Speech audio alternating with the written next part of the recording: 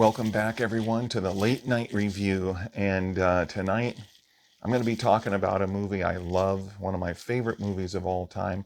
Not only one of my favorite action movies, but one of my favorite movies, period, of all time. And by the way, Merry Christmas. I don't know what your circumstances are. A lot of people can get stressful around the holiday seasons. I don't know what you're going through. I don't know what your circumstances are. But I understand, and I want to say sincerely Merry Christmas.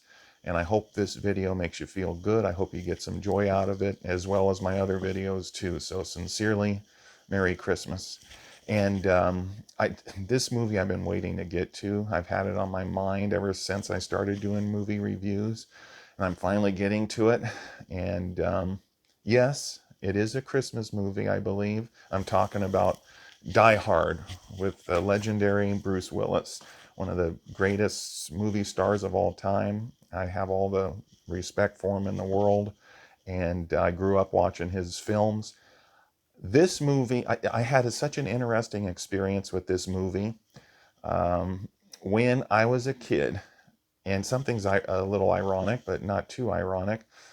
John McTiernan directed this movie, Die Hard, and he also directed Predator. And I have similar experiences with both of these films. I didn't see either one of them in the theater. And, well, Predator, I did see in the theater. Excuse me, I'll take that back. I did see it in the theater. There's no script here, folks. I do all my videos. I kind of wing it. No plan except some mental notes. Even when I did my Boogeyman for the Halloween, season, I did the Boogeyman video. I didn't have a script for that. I just had a little note, and I said, okay, I'm going to talk about Hat Man, and then this guy, and the Night Hag, and whatever. They all had their categories. It was just a small little note and some mental notes. I just kind of winged it and thought about what I was going to say. No script. I don't have any script here. And but I tell you, this movie is one of my favorite movies. When I was a kid, I did not see Die Hard at the theater. I saw Predator at the theater. I remember it was me, my dad. I just came back to me now, my uncle and my cousin. And I remember we were talking about how strong we thought the Predator was. I think my uncle said he's got the strength of 100 men.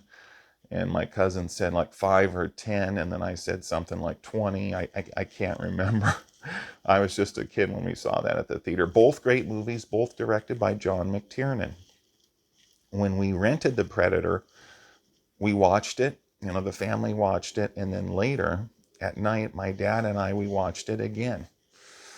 And I was kind of sleeping on the floor watching it just to have fun. Sometimes I'd sleep on the floor just like camping, it'd be fun. I had my own bedroom, but, I slept on the floor watching a movie and maybe fall asleep, or on the couch or whatever. But we watched it again because it was so good. I have a similar experience with Die Hard, although I didn't see it at the theater. We rented it, and we did not know what to expect. I knew Bruce Willis a little bit from Moonlighting because my parents would occasionally watch it. I don't think they watched it all the time, but they watched it and they liked it. And I remember Moonlighting with Bruce Willis and Sybil Shepherd. I saw Sybil Shepherd in Taxi Driver before I even saw Die Hard. At a young age, I saw Taxi Driver. But, and I like Robert De Niro's name in there, Travis, by the way. But Die Hard, we actually borrowed it from a friend. A friend that my mom worked with let us borrow it. And we didn't know what to expect. We just heard there was a lot of action and that it was a good movie. And Bruce Willis was in Moonlighting. This movie catapulted him way up here. He was popular in Moonlighting, but this made him an action star. He didn't have the big muscles like Arnold. He wasn't determined. He wasn't Commando. He wasn't Rambo. He was a normal kind of guy, a clever guy, smart guy, a cop from New York, good investigator, really good cop, and he was an underdog. And that's what made the movie so exciting, is people genuinely didn't know if he was going to survive the film. It was different back then because nowadays stories have they had to rehash a lot of stories over and over and over again so they don't run out of material. And plus, people like seeing the same types of stories over and over again. I do too. You know, good guy against bad guy, the revenge story, or you have to survive, justice, you know, all those types of things and elements, people still want to see them. But anyway, things have been rehashed so many times now that you kind of can guess a lot more easy, especially if you're really into film. Back then, and then me being a kid, I didn't know if he was going to survive or not.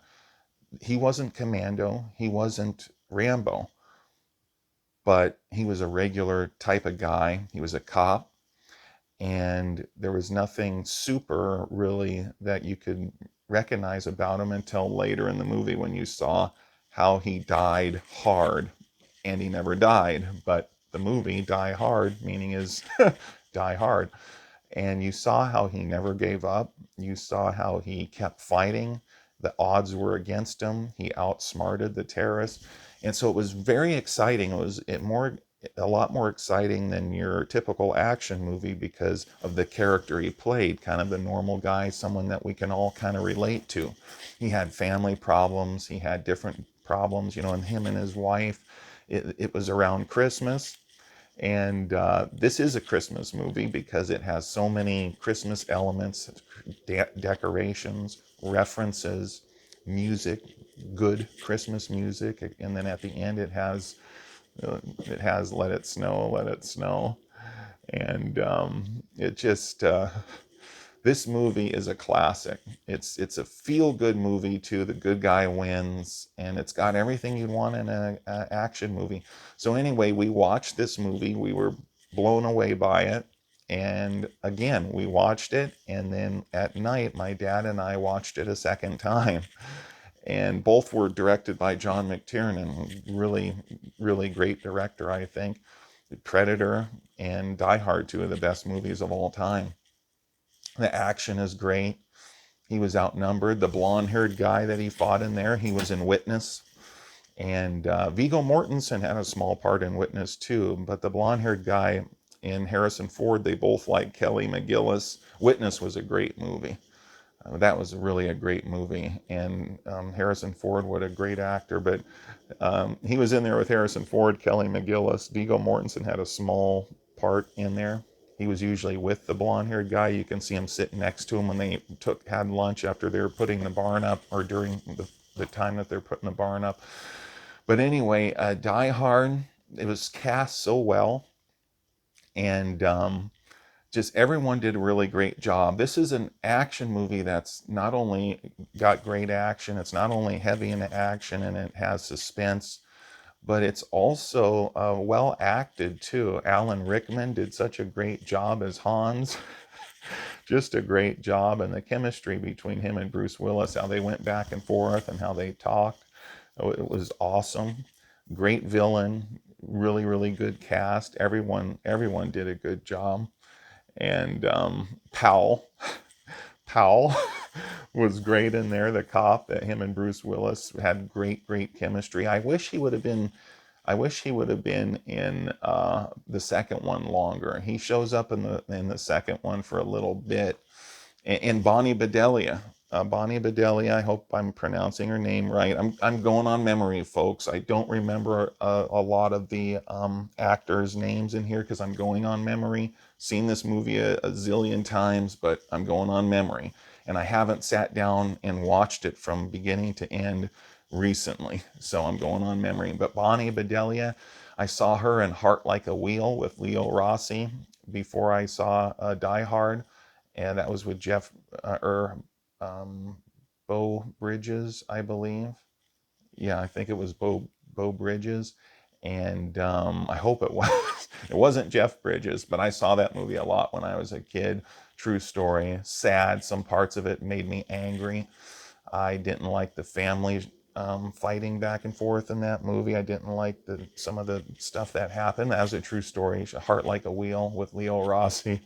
Leo Rossi was Bud in Halloween 2. He was in The Accused with Jodie Foster, and then he was in Maniac Cop Part 2. And he's in a lot. He was in a lot of stuff. River's Edge, which was another really interesting, good movie with Keanu Reeves. and Dennis Hopper. But yeah, this Die Hard is one of my all-time favorite movies. I think it's a Christmas movie, no doubt about it. It's got all the references. Ho, ho, ho. Now I have a machine gun.